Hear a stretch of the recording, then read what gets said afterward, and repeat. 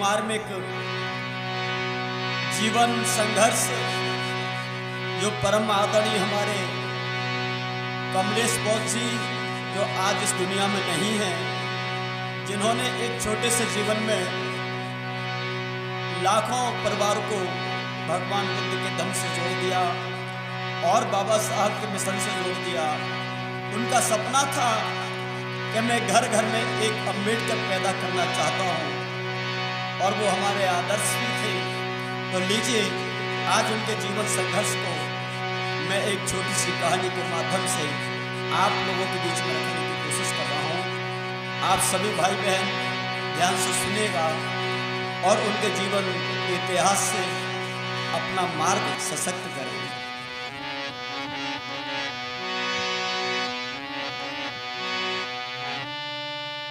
जिला मुरैना में बसे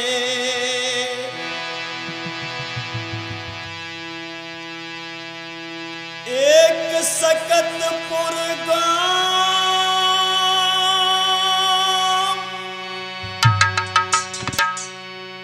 कमलेश जी जन्मे वहां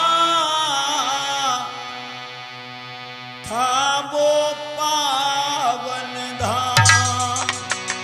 याद रखिए जिला मुरैना के बीच में जोरा तहसील में ग्राम सकतपुर की धरती पर इस पवित्र पुण्यात्मक जीव ने जब जन्म लिया है तो किस प्रकार से उनके इतिहास को मैं लेके चल रहा हूं, सुने। जिला मुरैना में पड़े भैया एक जोरा तहसील जी,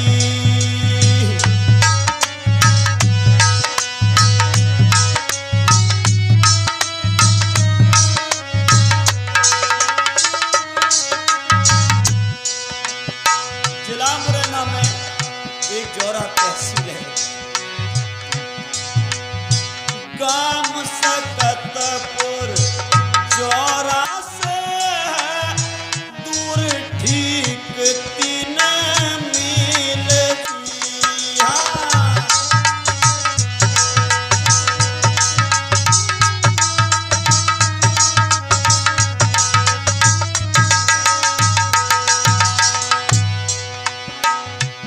अरे जाई गाम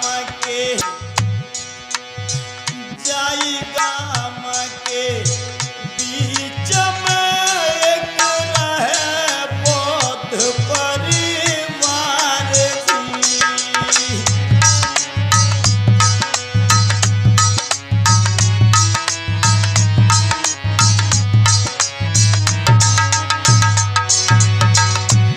अरे जो कोई जाता, हाँ जो कोई जाता द्वार पे ये बहुत करे सत्कार जी।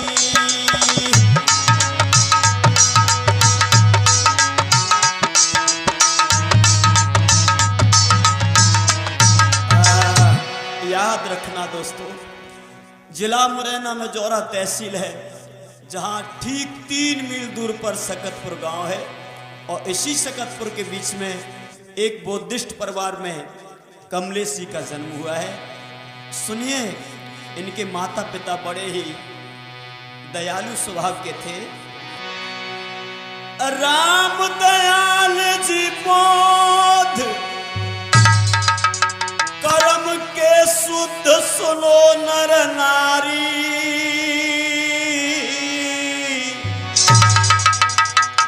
और राम देवी थी नारी रे जो थी पतिव्रता नारी।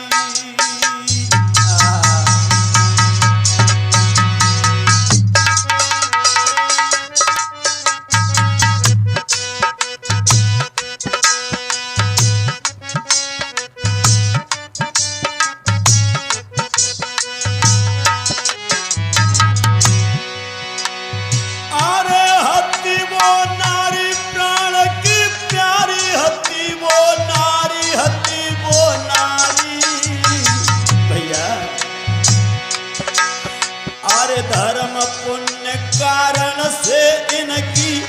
चर्चा हो रही भाई।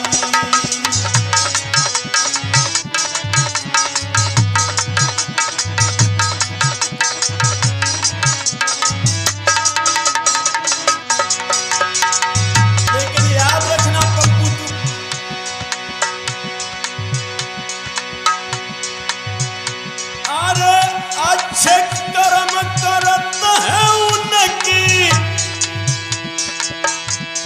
धर्म ध्वजा अंबर लहराए। याद रखना। और यश कीरत की विजय पताका, अरे यश कीरत की विजय पताका भैया कभी न झुकने पाए।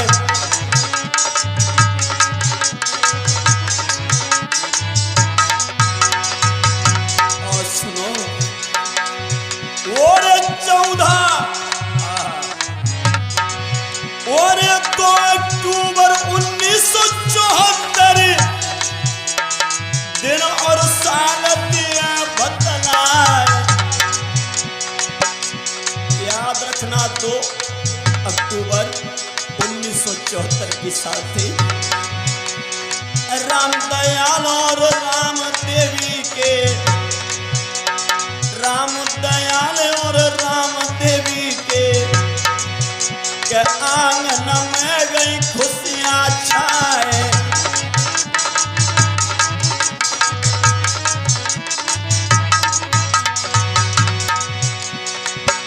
और 2 अक्टूबर को एक भैया बेटा जन्म गयो है आए। इतना सुंदर हथ मुलाला के सुमन प्याज कहीं नहीं जाए।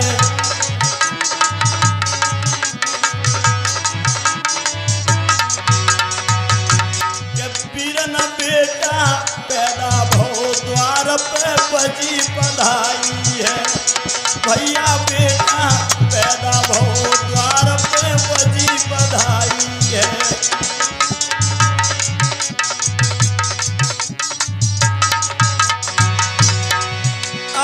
बजी बधाई है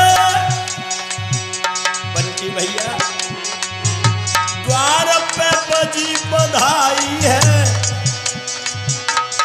पप्पू बेटा ओ ज्ञान सिंह बेटा पैदा भो द्वार पे बजी बधाई है।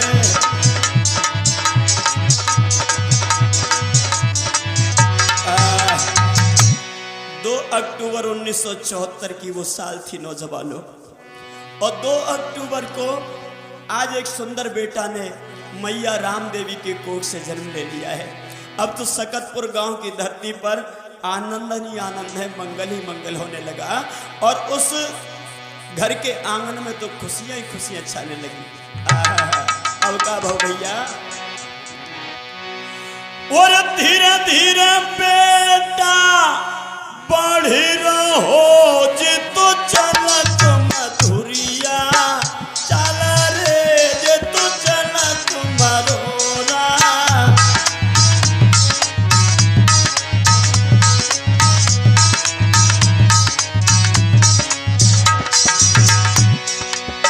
बड़ा सुंदर बेटा है, और इतना सुंदर है, इतना सुंदर है कि सुमन के पास तो कुछ शब्द ही नहीं है उनकी सुंदरता को बखान करने के लिए।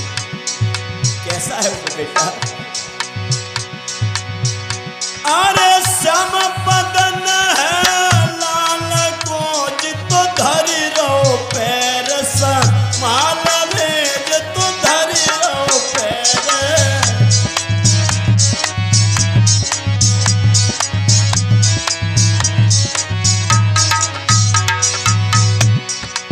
आज बेटा की उम्र धीरे धीरे बढ़ने लगी मेरे नौजवान साथियों, और 5 साल का हो गया बेटा, 5 साल का। 5 साल को लला भयो मन में भारी मुस्कायो है, मन में भारी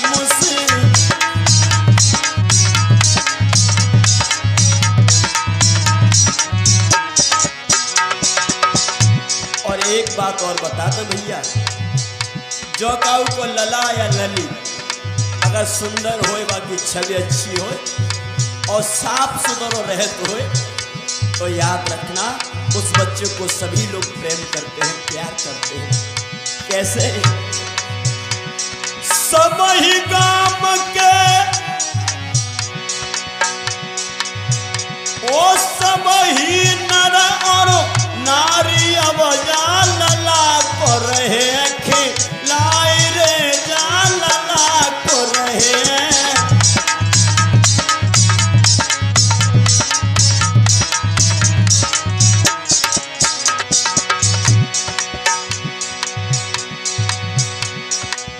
अब तो बेटा को बबुलाने, याद रखो आज जब 5 साल का बेटा हो गया तो राम दयाल जी ने अपने बेटे का नाम क्या रखा कि भैया बीरन बेटा को बबुलाने कमल सा नाम धराओ है।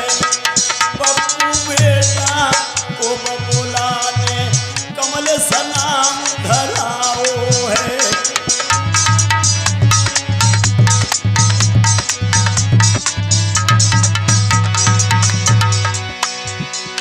नाम धरायो है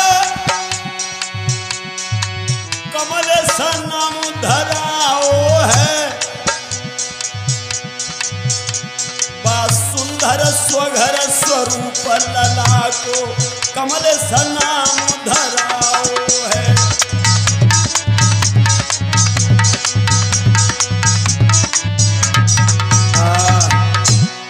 धीरे धीरे आज बेटा बढ़ने लगा और 5 साल की उम्र में मेरे नौजवान साथियों आज जब बेटा का नाम कमलेश रख दिया पिताजी राम दयाल जी ने। अब क्या हुआ, धीरे धीरे जब कमलेश जी और बढ़ने लगे तो इनकी उम्र 16 साल की हो गई, 16 साल की। और जब बेटा 16 साल के हुए तब क्या हुआ, एक गांव है भैया सुखपुरा, वहां के एक बहुत ही सज्जन परिवार थे। उस सज्जन परिवार के मुखिया जिनका नाम था सोबरन जी, जो एग्रीकल्चर में अधिकारी थे, उनकी एक प्राण प्यारी बिटिया हतीजा को नाम हो तो गीता। और 16 साल की उम्र में देखना क्या हुआ,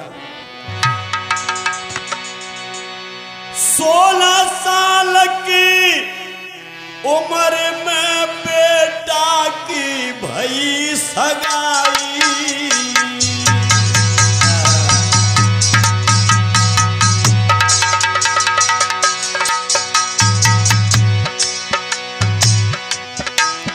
और ग्राम सुखपुरा में सोबरन, जैसा मैंने पूर्व में बताया है, अरे ग्राम सुखपुरा में सोबरन की थी एक बिटिया भाई।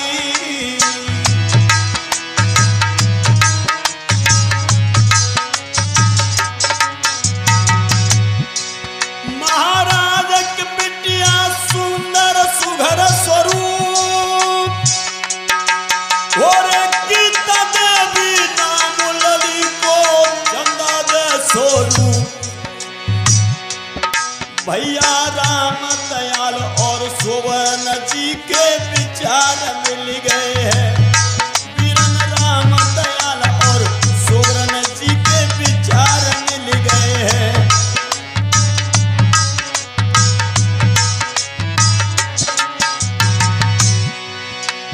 विचार मिल गए हैं, वो संदीप विचार मिल गए हैं। देख के एक दूजे के योग्य फूल अब दिलों में खिल गए हैं। देख के एक दूजे के योग्य फूल अब दिलों में खिल गए हैं।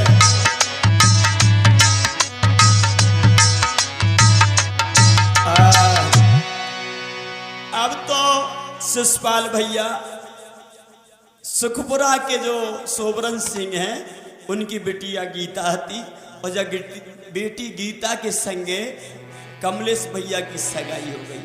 हाँ, और कुछ ही समय के बाद शादी दोनों की है रचाई,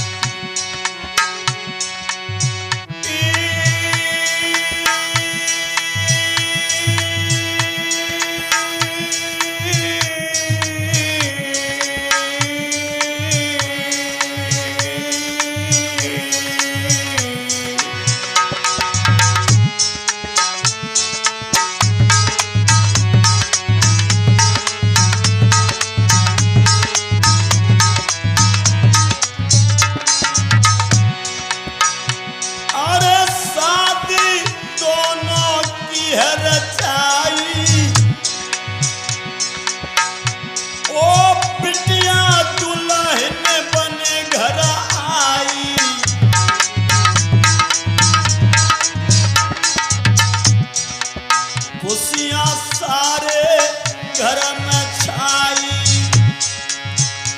और मंगल होवे बजे बधाई।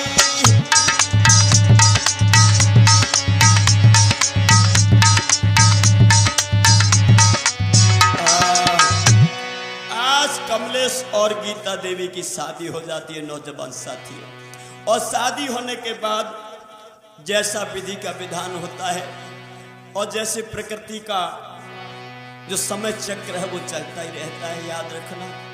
और कुछ समय के बाद धीरे धीरे समय निकला है, और धीरे धीरे समय निकलने के बाद कमलेश और गीता देवी के घर में एक सुंदर बेटा ने जन्म लिया है। आहा।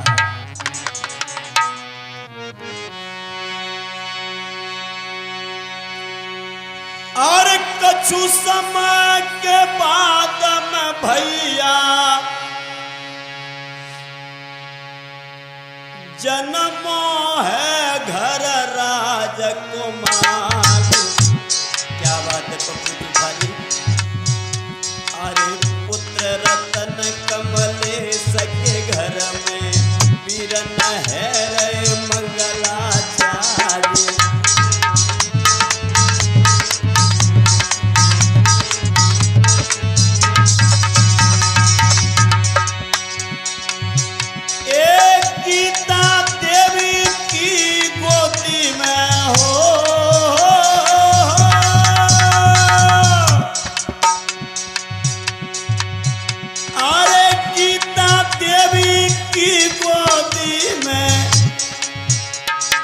बेटा मंद मंद मुस्काए,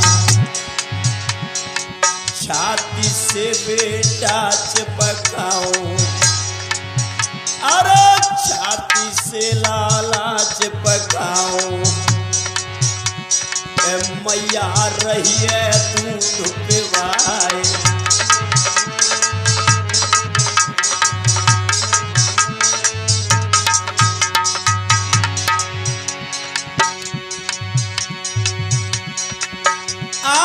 चापा बिलासपुर से भैया, देखना ये छत्तीसगढ़ में रहते थे। छत्तीसगढ़ में यहाँ इनके पिताजी सर्विस करते थे, और बिलासपुर में एक चापा जगह थी। अरे चापा बिलासपुर से कमलेश इंटर की शिक्षा ले आए, और जीवाजी विश्वविद्यालय ग्वालियर वहां स्नातक दई कराए।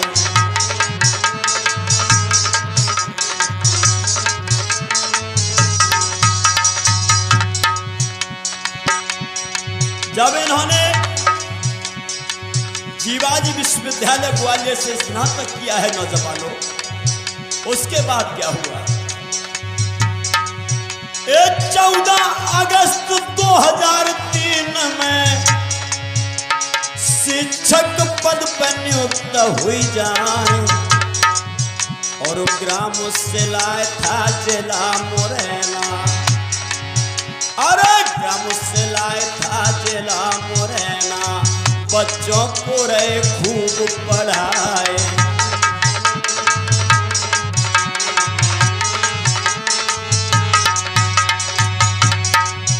14 अगस्त 2003 में हमारे साहब का शिक्षक पद पर नियुक्ति हुई है। फिर ये बड़े कर्तव्यनिष्ठ भाव से बच्चों को पढ़ाने लगे और ईमानदारी के साथ नौकरी कर रहे हैं। बहुजन समाज को जागृत करने और बहुजन समाज को जागृत करने और सारी शैली रहे अपना, और कभी कभी अपने गीतों से और कभी कभी गीतों के द्वारा भैया मिशन को रहे बढ़ाए।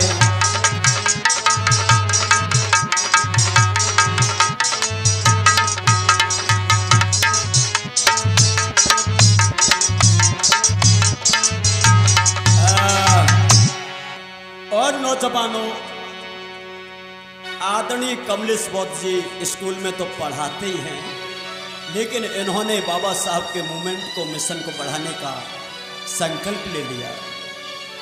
ये जब जब संडे होता है तब तब जो है संडे की रात्रि में और दिन में ये घर से निकलते हैं अपनी मोटरसाइकिल से और गांव-गांव, डाड़ी-डाड़ी, गली-गली में जा कर के हमारे लोगों को इकट्ठा करके और उनको समझाने का काम करते हैं, बाबा साहब के मूवमेंट से जोड़ने का काम करते हैं। जहाँ फूटा दरवाजा धौलपुर की धरती पर आदरणीय विनोद कंचन जी और हमारे लोकेंद्र जी, राकेश जी, राजवीर जी, कैलाश जी और प्रवीण भास्कर जी, बहुत सारे साथी उनके समता सैनिक दल में, उन्होंने बड़े ईमानदारी के साथ सम्मानित कमलेश बौद्ध जी के जाने के बाद उनके मिशन को चलाने का, उनके कारवा को बढ़ाने का संकल्प लिया है। तो मैं उनको बहुत बहुत साधुवाद देता हूँ। याद रखना दोस्तों, कमलेश जी गांव में जाते हैं तो भाषा के द्वारा तो समझाते ही हैं, लेकिन कुछ संगीत के प्रेमी भी थे कमलेश जी, संगीत से बहुत ज़्यादा लगाव था उनका। तो देखना, वो अपना एक बहुत प्यारा सा गीत बाबा साहब का समाज के बीच में गाया करते थे और मैंने भी उस गीत को बड़े संभाल के रखा है। और मैं परम सम्मानित कमलेश जी की याद में, उनके चरणों में उनका ही गाया हुआ गीत अपनी भाषा में, अपनी आवाज़ में उनको समर्पित कर रहा हूँ। सुनेगा कि मुझे गाने का शौक नहीं। कमलेश जी कहता है कि मुझे गाने का शौक नहीं है, फिर गाऊं शोषित जगाने को, मुझे गाने का शौक नहीं, गाऊं शोषित जगाने को। कारवा जो भी मन दिया, कारवा भी मने जो दिया, उसे आगे बढ़ाने को। हो मुझे गाने का शौक नहीं, गाँव शोषित जगाने को।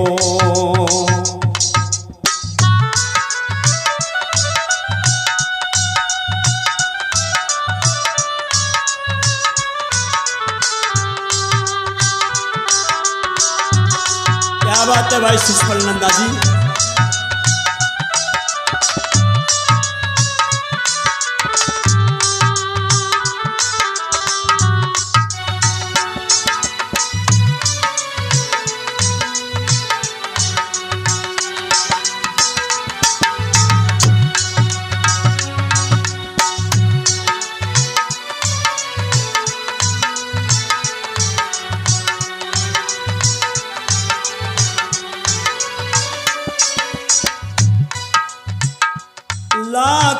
में हजारों में तुम साना नजर आया, लाखों में हजारों में तुम साना नजर आया, वरना मजलूमों पर क्या क्या ना सितम ढाया। याद आती है बाबा की, याद आती है बाबा की, सुन के गम के फसाने को। हो मुझे गाने का शौक नहीं, गाँव शोषित जगाने को।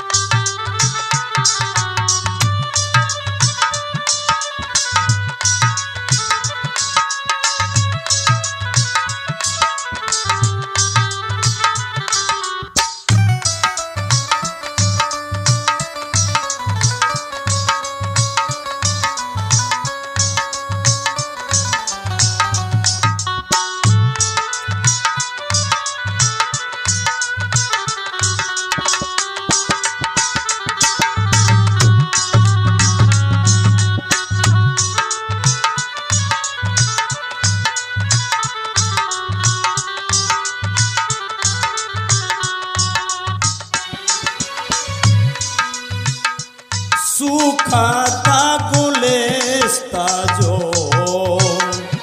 गौतम ने लगाया था,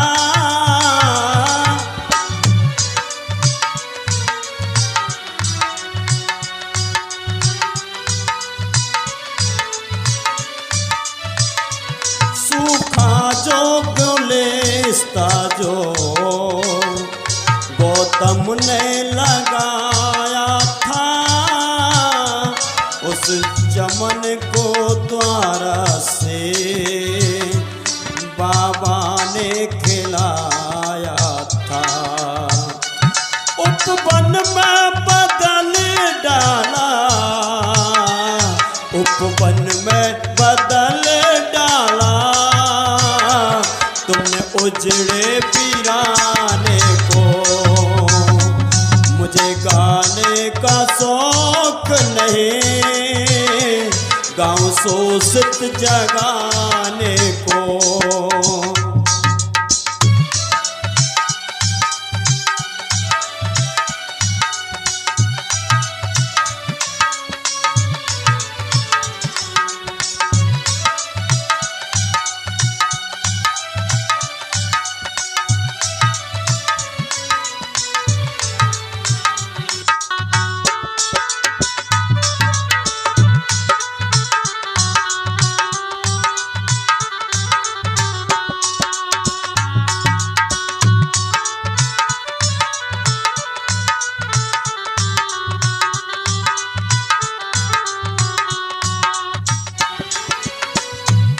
कोई भी सितम गर ये सितम ढा नहीं सकता,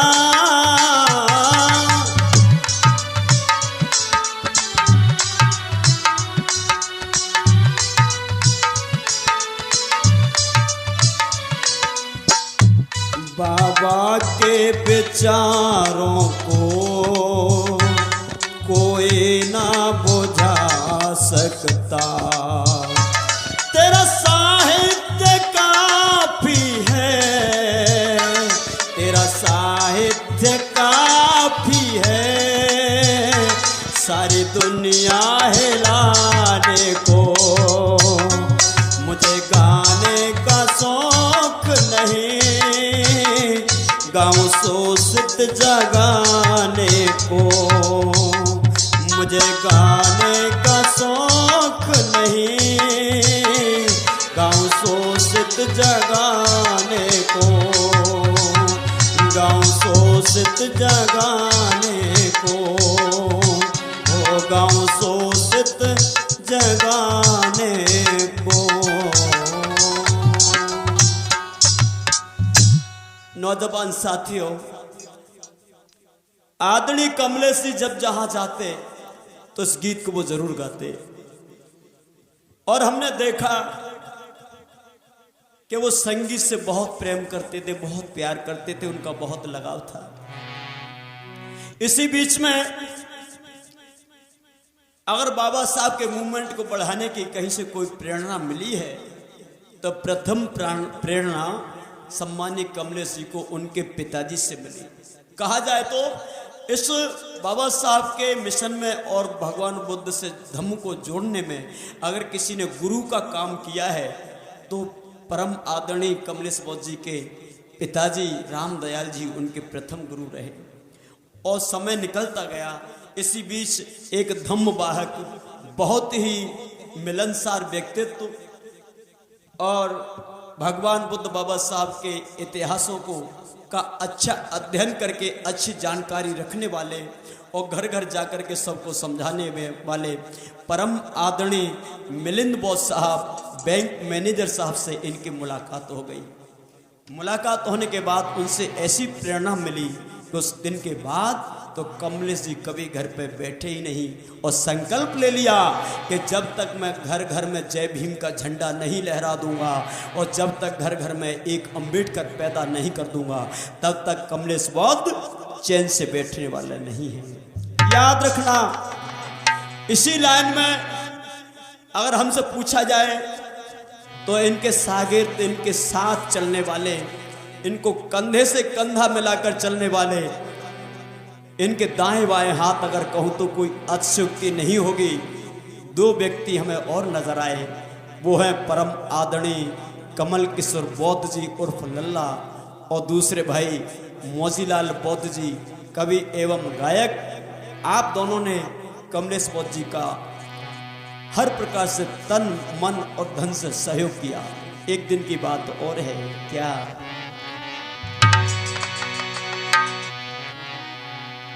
एक दिन ये क्या करते हैं, मिशन को बढ़ाने जाते कैसे हैं? मोटर साइकिल से जाते हैं और धम्मों का पाठ पढ़ाते हैं, फिर लौट रात घर आते हैं, बस ऐसा मिशन चलाते हैं।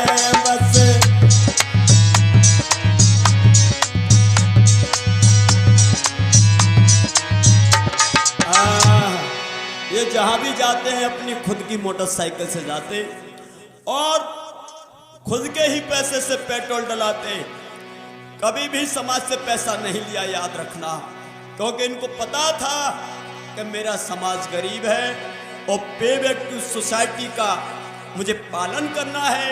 तो परम पूज्य बाबा साहब के इस मूवमेंट में मेरा जितना भी होगा कोशिश करूंगा कि थोड़ा बहुत मेरा सहयोग धन से भी हो जाए। फिर ये बॉम्बे की तरफ चले कमलेश जी। कहां? और मीरा ताई के सानिध्य में बम्बई में चल कर आए।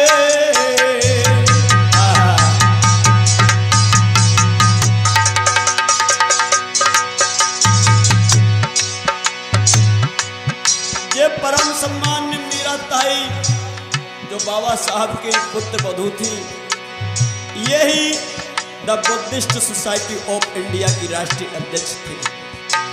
उन्हीं के सानिध्य में आदरणीय हमारे कमलेश बौद्ध जी बॉम्बे पहुंचे और 11 दिन तक बुद्ध धम्म की दीक्षा में समाए।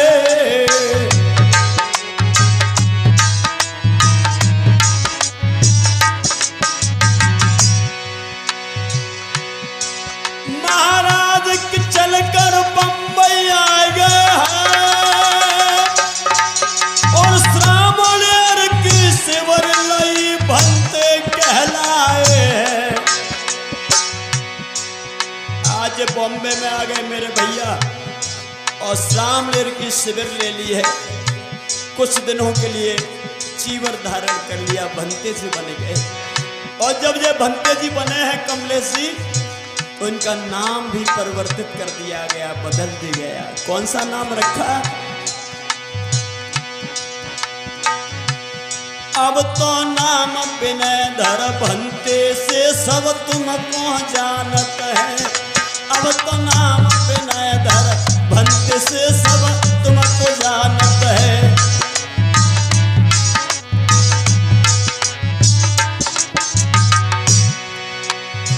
तुमको जानत है, अरे हाँ तुमको जानत है। अब तो नाम विनयधर भंते से सब तुमको जानत है।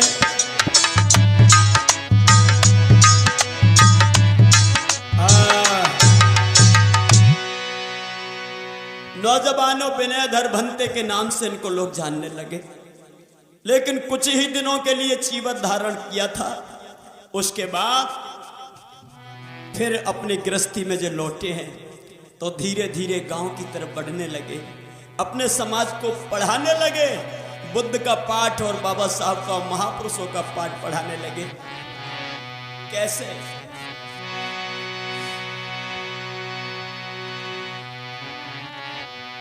धीरे धीरे कमलेश जी अब गांव गांव रह जाई रे।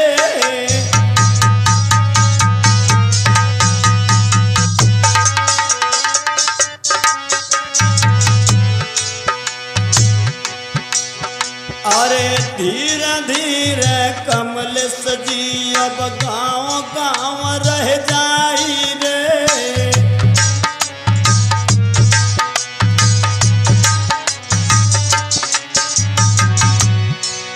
और महापुरुषों के जीवन को, महापुरुषों के पप्पू भैया, अरे महापुरुषों के जीवन को सबको रहे हैं जो पढ़ाई रे।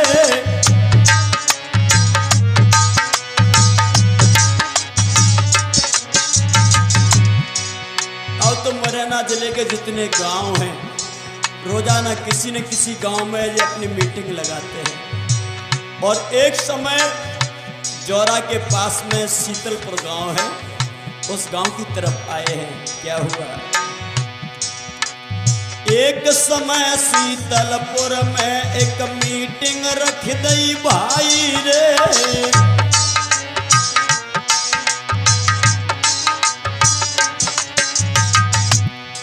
और उस मीटिंग में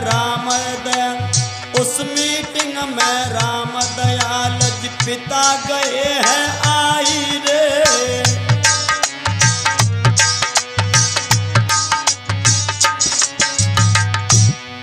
और सुन कुन बाणी अपने पुत्र की, उसी मीटिंग में इनके पिताजी राम दयाल जी भी बैठे हैं आगे, और अपने पुत्र के वक्तव्य को सुन रहे हैं, भाषणों को सुन रहे हैं। तो देखना,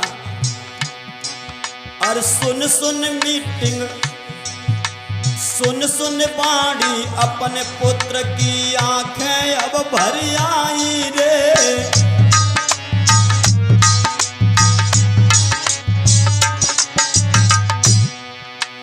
भरी सभा में आज पिता ने दिल की बात सुनाई रे।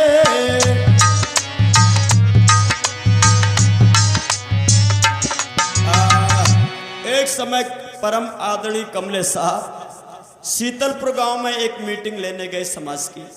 लोगों वहां इनके पिताजी राम दयाल जी भी पहुंच जाते हैं। क्या चल करके मैं देखता हूं कि आखिर मेरा पुत्र रोजाना जाता है, समाज को क्या समझाता है, कहीं मेरा पुत्र सही दिशा में समाज को ले जा रहा है या कुछ गलत दिशा में समाज का मेरा पुत्र जो है रास्ता दिखा रहा है। नौजवानों, जब 2 घंटे का कैडर अपने पुत्र का पिता ने सुना है, तो याद रखना इतनी मधुर और मार्मिक वाणी कमलेश जी की थी कि पिता की आंखों में आंसू झलक गए।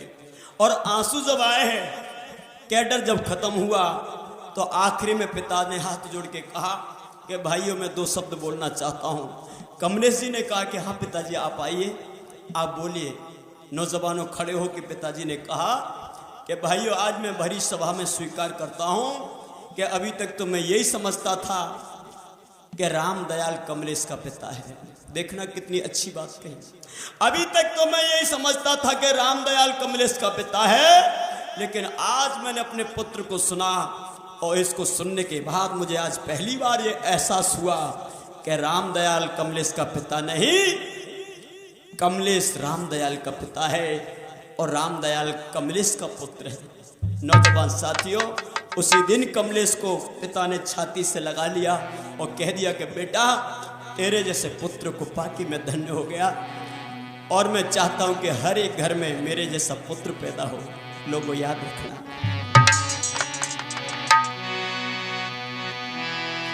एक समय क्या था,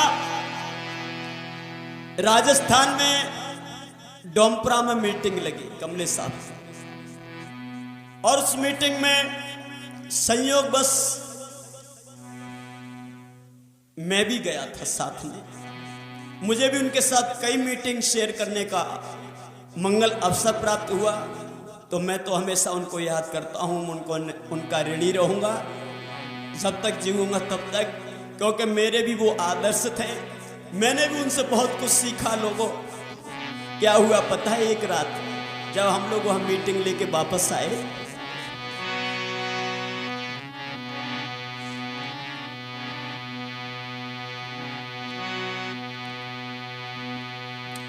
एक समय हम राजस्थान में मीटिंग करने आए और आधी रात के बाद मुरैना वापस घर को धाए। याद रखिए,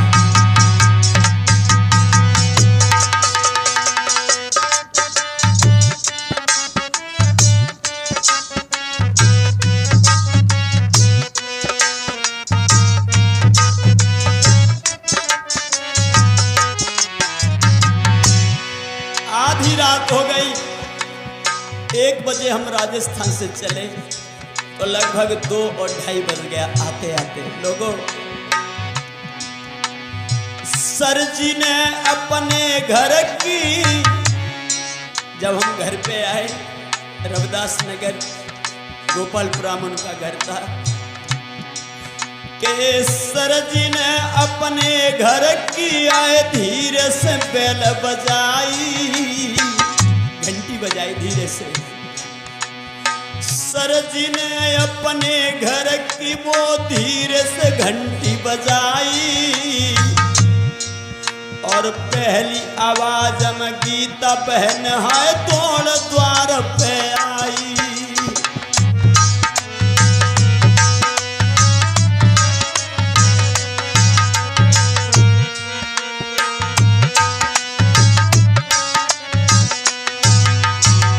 जैसे ही कमलेश जी ने घंटी बजाई द्वार की, नौजवानों रात को 2 बजे महिलाओं की नींद नहीं टूटती, क्योंकि दिन भर काम करके थक कर सो जाती हैं, लेकिन वो हमारी कमलेश बहन जी की जीवन संगिनी, वो बहन गीता, जब तक कमलेश जी घर पर नहीं पहुंच जाते उनको नींद नहीं आती। नींद सुनो, पहली आवाज में द्वार पे आ गई है और देखना उनका भाव देखना। रात को हम दोनों द्वार पे खड़े, दोनों हाथ जोड़कर बहना, जब हम बगल में दिखाई दिए कमलेश जी के साथ, जब हम दिखाई दिए तब देखना क्या बोली गीता बहन। दोनों हाथ जोड़कर बहना जय भीम हमसे बोली, मुस्कुरा के बोली थी। दोनों हाथ जोड़कर बहना जय भीम हमसे बोली, मुस्कुराए के आदर से बैठक की कुंडी खोली, मुस्कुराए के आदर से बैठक की कुंडी खोली।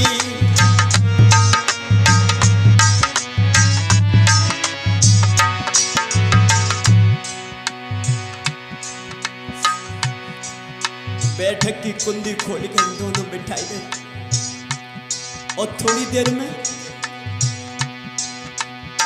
पानी देकर बहन हमारी, पानी ले आएंगे, पानी पियो पानी। पानी देकर बहन हमारी तुरंत रसोई में धाई। हाँ, रात को 2 बजे माता बहनों सुनो, पत्नी कैसी होती है, गीता से सीखो।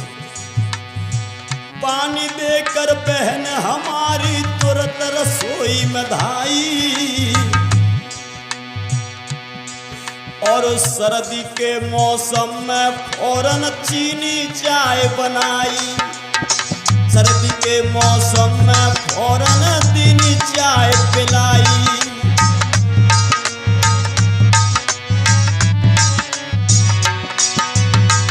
सर्दी का वक्त था, नौजवान पानी देके चली गई, और पानी भी ऐसा ना था, पानी भी गुनगुना करके लाई थी। हाँ, बहुत ख्याल था उनको कि ये रात को जाते हैं, कहीं मौसम का प्रभाव इनके ऊपर ना आ जाए। सर्दी के वक्त में गर्म चीज़ की ज़्यादा आवश्यकता होती है, खाना भी गर्म और कपड़े भी गर्म। ये गृहिणी के लक्षण होते हैं नौजवानों। थोड़ी देर बैठ कर मुख से मधुर वचन सुनायो। थोड़ी देर हमारे पास बैठी और अपने मुख से बड़ी प्यारी सी आवाज में हमसे बोली। थोड़ी देर बैठ कर मुख से मधुर वचन सुनायो, और आलस छोड़ बहन गीता ने खाना गरम बनायो। आलस छोड़ बहन गीता ने खाना गरम बनायो।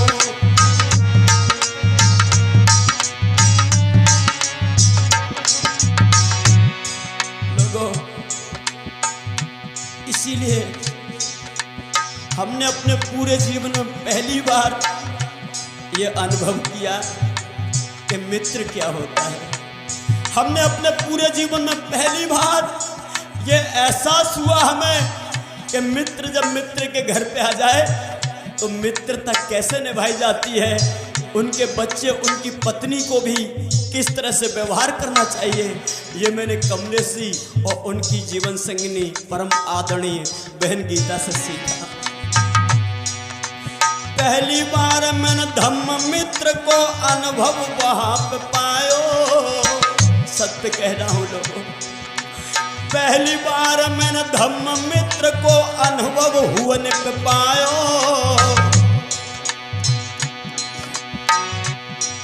और देख के अरे देख के प्यार को भैया नैन मेरो भर आयो। देख के प्रेम प्यार को नैन मेरो भर आयो।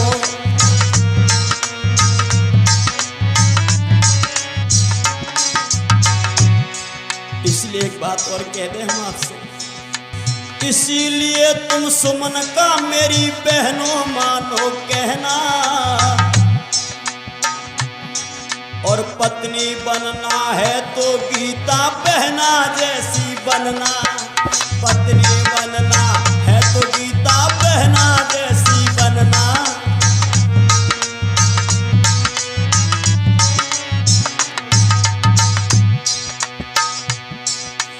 हर एक मोड़ पर गीता बहन ने पति का साथ निभाया, चाहे वो समय अनुकूल हो या विपरीत। गीता बहन ने हर एक मोड़ पे कमलेश जी का साथ दिया। हर एक मोड़ पर गीता बहन ने पति का साथ निभाया, और पति की हिम्मत को समाज की खातिर खूब बढ़ाया। पति की हिम्मत को समाज की खातिर खूब बढ़ाया।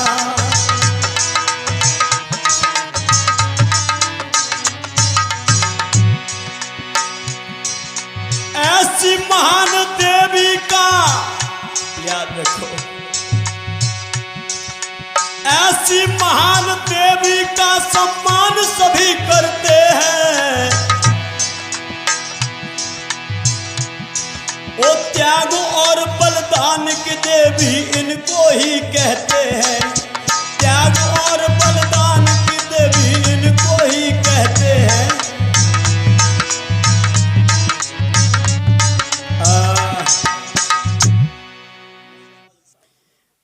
बोले बुद्ध भगवान की दया हो, करुणा हो। यहां से आगे की यो गाथा है, यहां से आगे का इतिहास हम भाग 2 में देंगे, आपका उसका इंतजार करिएगा।